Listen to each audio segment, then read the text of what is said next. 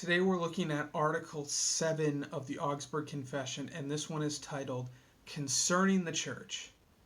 And I want to read this one for you. It says, "It's also taught that at all times there must be and remain one holy Christian church.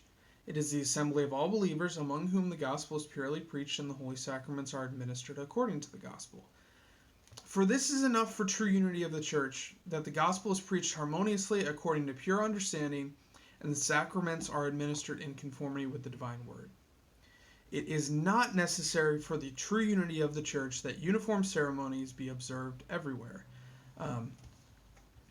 So this is talking about the unity of the church and what is necessary, because we're called into Christian unity. We're called to be one under Christ.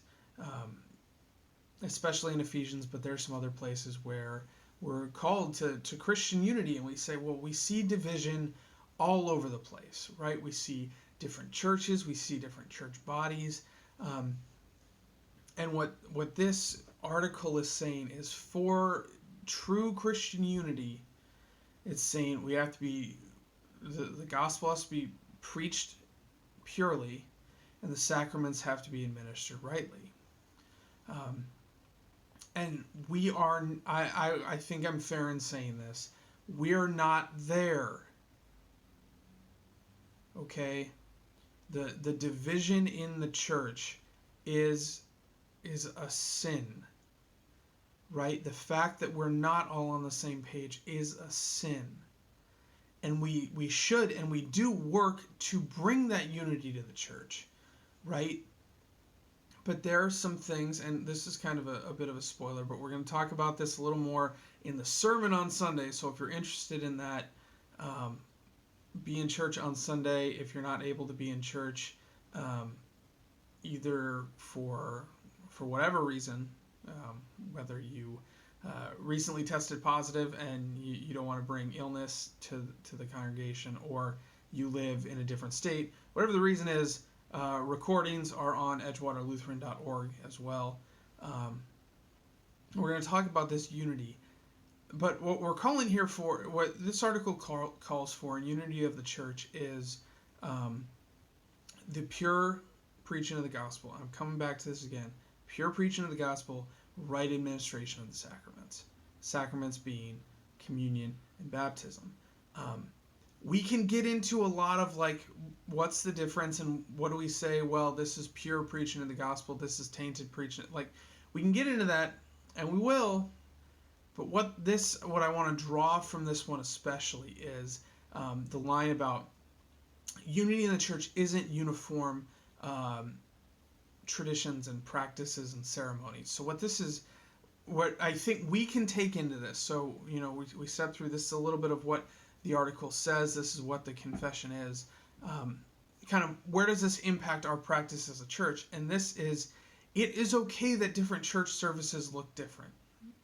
I'm going to limit this conversation just to within the Lutheran Church, because that's mostly my experience, first of all, and I like to stick to things I actually know about when I open my mouth on a recorded thing. But also just because you can see it really easily in the Lutheran Church. There are some churches, maybe you go to one, that are very traditional. They sing out of the hymnal. They sing out of the hymnal. If it's not in the hymnal, it's not sung in church. They follow the services as are outlined in the hymnal, in the Lutheran service book. That's what I got right here. The Lutheran service book. And that's how those are their ceremonies. And then you have churches like my church, Edgewater, where we are, especially by Lutheran standards, very contemporary.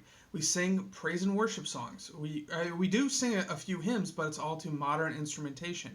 We have guitars and drums and a keyboard and a bass, occasionally some other instruments as well. So they look different, and what the Book of Concord is saying is those don't have to be the same for us to be a unified church. The gospel, the sacraments, those are kind of the core fundamental of this has to be the same.